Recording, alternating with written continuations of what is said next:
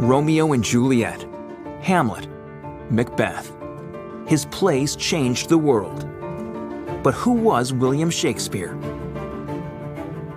An ambitious playwright and actor, or a conglomeration of several gifted artists?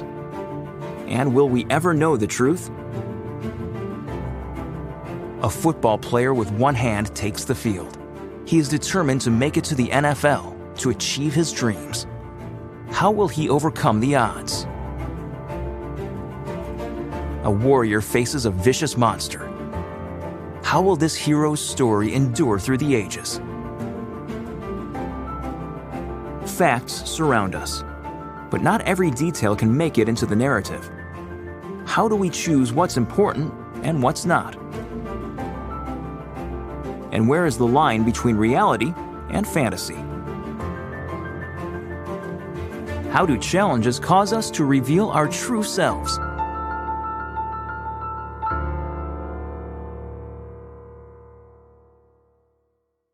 Shakespeare's Attitude Toward the Working Classes by Ernest Crosby. Shakespeare was of us, cries Browning in his Lost Leader, while lamenting the defection of Wordsworth from the ranks of progress and liberalism. Milton was for us. Burns, Shelley were with us. They watched from their graves. There can indeed be no question of the fidelity to democracy of Milton, the Republican pamphleteer, nor of Burns, the proud plowman, who claimed the fact that a man's a man for a that, nor of Shelley, the awakened aristocrat who sang to such as Burns. Men of England, wherefore plow for the lords who lay ye low. But Shakespeare, where is there a line in Shakespeare to entitle him to a place in this brotherhood? Is there anything in his plays that is in the least inconsistent with all that is reactionary? A glance at Shakespeare's list of dramatis personae is sufficient to show that he was unable to conceive of any situation rising to the dignity of tragedy in other than royal and ducal circles. It may be said in the explanation of this partiality for high rank that he was only following the custom of the dramatist of his time. But this is a poor plea for a man of great genius, whose business it is precisely to lead and not to follow. Nor is the explanation altogether accurate. In his play, The Penner of Wakefield, first printed in 1599, Robert Greene makes a hero, and a very stalwart one, of a mere pound keeper who proudly refuses knighthood at the hands of the king. There were other and earlier plays in vogue in Shakespeare's day, treating of the triumphs of men of the people, one, for instance, which commemorated the rise of Sir Thomas Gresham, the merchant's son, and then another, entitled The History of Richard Whittington, of his low birth, his great fortune. But he carefully avoided such material in seeking plots for his dramas. Cardinal Wolsey, the butcher's son, is indeed the hero of Henry VIII, but his humble origin is only mentioned incidentally as something to be ashamed of.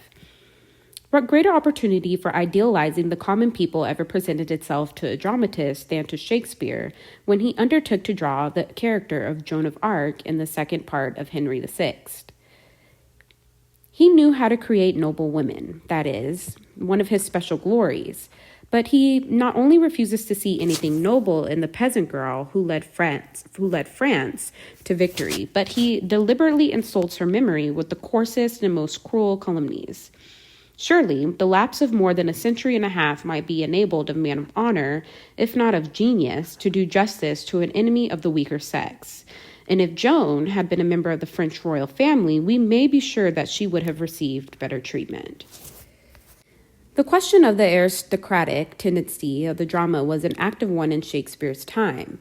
There was a good deal of democratic feeling in the burghers of the London town, and they resented the courtly prejudices of their playwright and their habit of holding up plain citizens to ridicule upon the stage.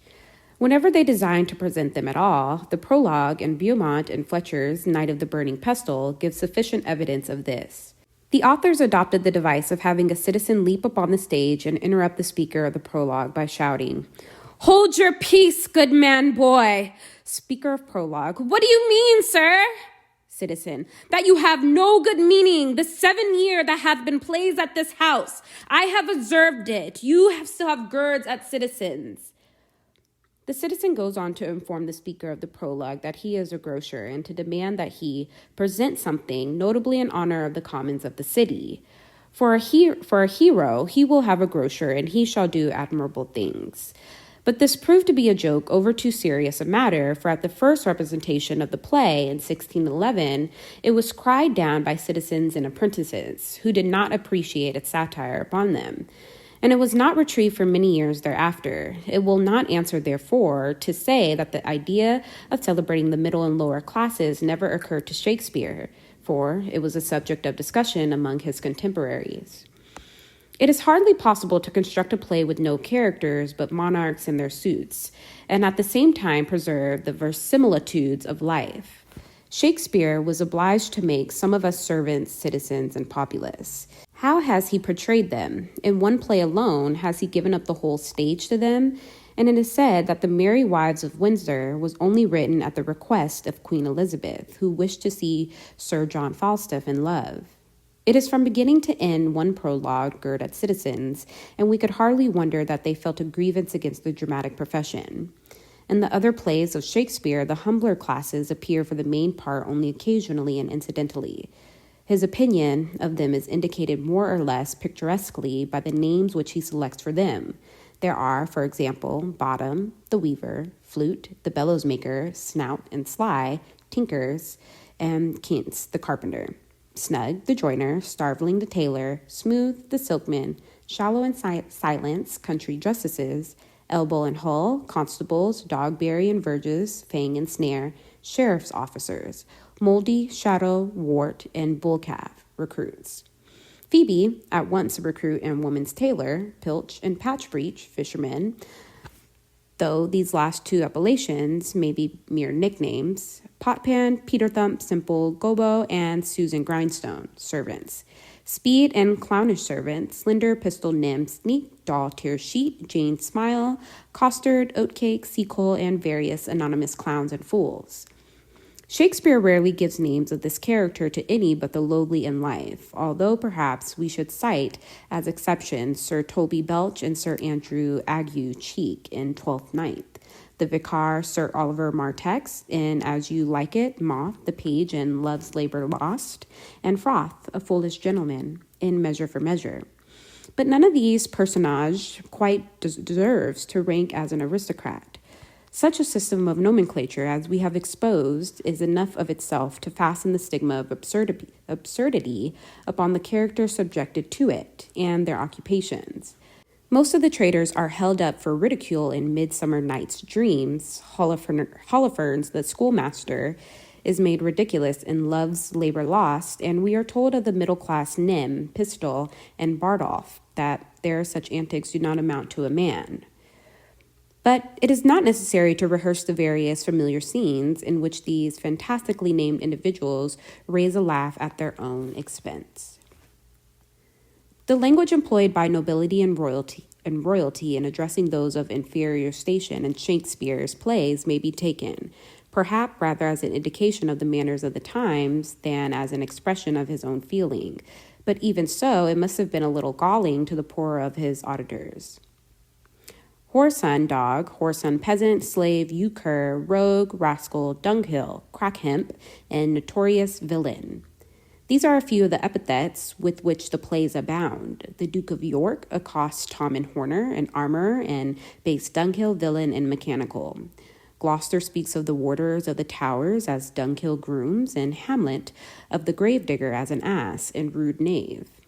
Valentine tells his servant, Speed, that he is born to be hanged, and Gonzalo pays a like compliment to the boatswain, who is doing his best to save the ship in the tempest. This boatswain is not sufficiently impressed by the grandeur of his noble cargo, and for his pains is called a brawling, blasphemous, and uncharitable dog, a cur, a whoreson, insolent noisemaker, and a wide-chapped rascal. Richard III's Queen says to a gardener who is guilty of nothing but giving a true report of her lord's disposition, and who shows himself a kind-hearted fellow, Thou, little better thing than earth, thou wretch, Henry VIII. Talks of a lousy footboy and Duke of Suffolk when he was about to be killed by his pirate captor at Dover. Calls him obscure and lonely swain, jaded groom and base slave, dubs his crew paltry, servile, abject drudges, and declares that his own head would sooner dance upon bloody pole than stand uncovered to a vulgar groom. Petruchio wrings Grumio by the ear, and Catherine beats the same unlucky servant. His master indulges in such terms as foolish knave, peasant swain, and whoreson mouthorse drudge, and addressing him, cries out to his servants, "Off with my boots, you rogues, you villains!" and strikes them. He pays his compliments to a tailor in the following lines. "O monstrous arrogance! Thou liest, thou thread, thou thimble, thou yard, 3/4, half yard, quarter nail, thou flea, thou knit, thou winter cricket, thou, braved in my house by a skein of thread. Away, thou rag, thou quantity, thou remnant." Joan of Arc speaks of her contemptible estate as a shepherd's daughter, and afterward, denying her father, calls him decrepit miser, base ignoble wretch. It is hard to believe that Shakespeare would have so frequently allowed his characters to express their contempt for members of their lower orders of society if he had not had some sympathy in their opinions. Shakespeare usually employs the common people whom he brings upon the stage merely to raise a laugh. But occasionally they are scamps as well as fools. They amuse us when they become hopelessly entangled in their sentences, or when Juliet's nurse blunderingly makes her think that Romeo is slain instead of Tybalt. But when this same lady, after taking Romeo's money, espouses the cause of County Paris, or when, on the eve of Agincourt, we are introduced to a group of cowardly English soldiers, or when Coriolanus points on the poltroonery of the Roman troops, and says that all would have been lost but for our gentlemen, we must feel detestation for them. Juliet's nurse is not the only disloyal servant. Shylock's servant, Lancelot Gobbo, helps Jessica to deceive her father, and Margaret, the lady hero's gentlewoman, brings about the disgrace of her mistress by fraud. Olivia's waiting woman in the 12th Ninth is honest enough, but she is none too modest in her language. But in the respect, Dame Quickly and Henry IV can easily rival her. Peter Thumb, when forced to a judicial combat with his master, displays his cowardice, although in the end of his successful, and Stefano, a drunken butler, adorns the stage in The Tempest. We cannot blame Shakespeare for making us cutthroats and villains in developing his plots, but we might have been spared the jokes which the jailers of Posthumus perpetrate when they come to lead him to the scaffold in ludicrous English of the clown who supplies Cleopatra with an asp. The apothecary, who is in such wretched plight that he sells poison to Romeo in spite of the draconian law, gives us another unflattering picture of a tradesman. And when Falstaff declares, I were a weaver, I could sing psalms or anything, we have a premature reflection of the Puritan, middle class, conscious in religion. In As You Like It, Shakespeare came near drawing a pastoral sketch of shepherds and shepherdess on conventional lines. If he failed to do so, it was as much from lack of respect for the keeping of sheep as for the unrealities of pastoral poetry. Rosalind does not scruple to call the fair Phoebe foul, and as for her hand, she says, I saw her hand, she has leathern hand, a freestone-colored hand, I verily did think that her old gloves were on, but 'twas her hands. She has a housewife's hand. No one with a high respect for housewifery could have written that line, when in the same play, Jacques sees the pair of rural lovers, Touchstone and Audrey, approaching. He cries, There is sure another flood, and these couples are coming to the ark. Here come a pair of very strange beasts, which in all tongues are called fools. The clown, Touchstone, speaking of the kissing the cow's dugs, which his former sweetheart had milked, and then marries Audrey in a tempest of buffoonery. Howbeit, Touchstone remains one of the few rustic characters of Shakespeare who win our affections, and at the same time he is witty enough to deserve the title which Jacques bestows upon him of a rare fellow. Occasionally, Shakespeare makes fun of persons who are somewhat above the lower classes in rank. I have mentioned those on whom he bestows comical names. He indulges in humor also at the expense of two Scottish captains, Jamie and McMorris, and the honest Welsh captain, Llewellyn. And shall we forget the imitable Falstaff? But while making every allowance for these diversions into somewhat nobler quarters, do they form serious exceptions to the rule, and can Falstaff be taken, for instance, as a representative of the real aristocracy?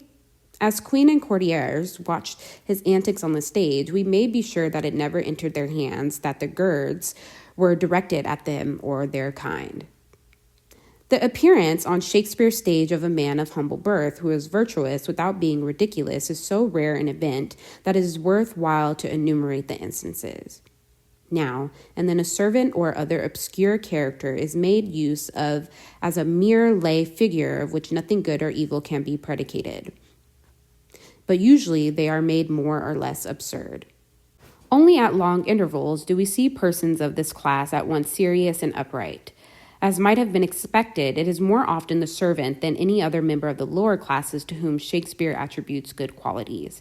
For the servant is a sort of attachment to the gentleman and shines with the reflection of his virtues.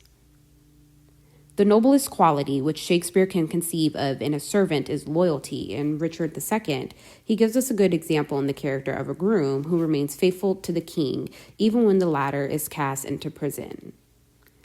In Cymbeline, we are treated to the loyalty ad nauseam. The king orders Pisanio, a trusty servant, to be tortured without cause, and his reply is, "Sir, my life is yours. I humbly set it at your will."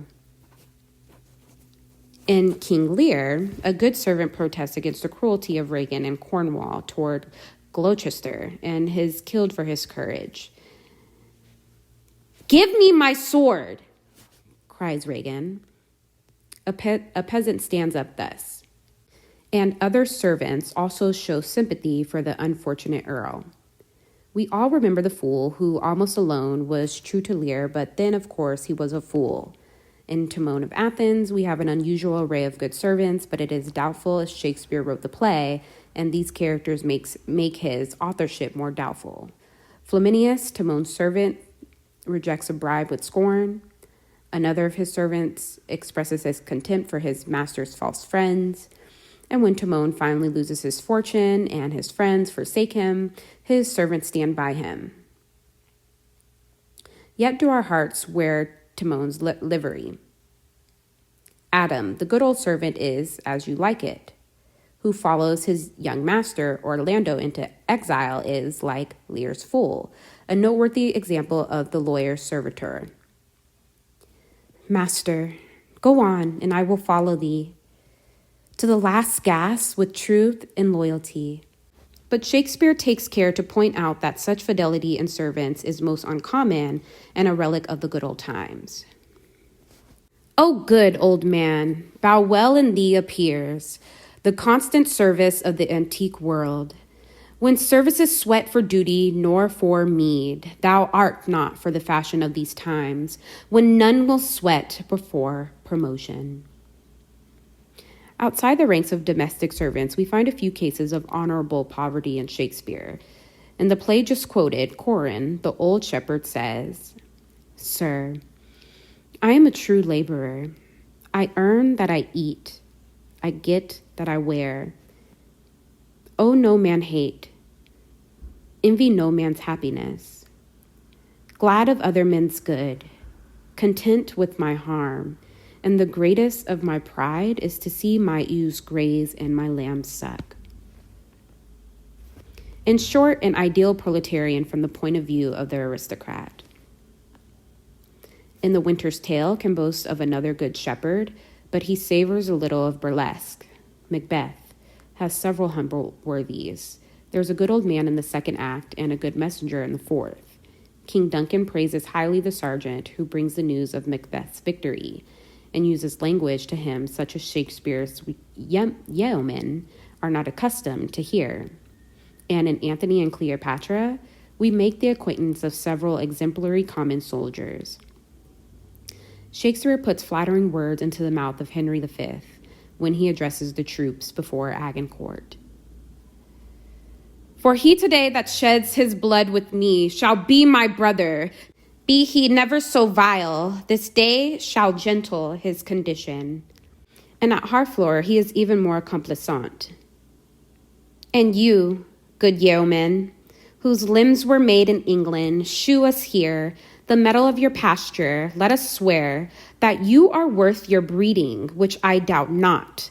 For there is none of you so mean and base that hath not noble lustre in your eyes. The rank and the file always fare well before a battle.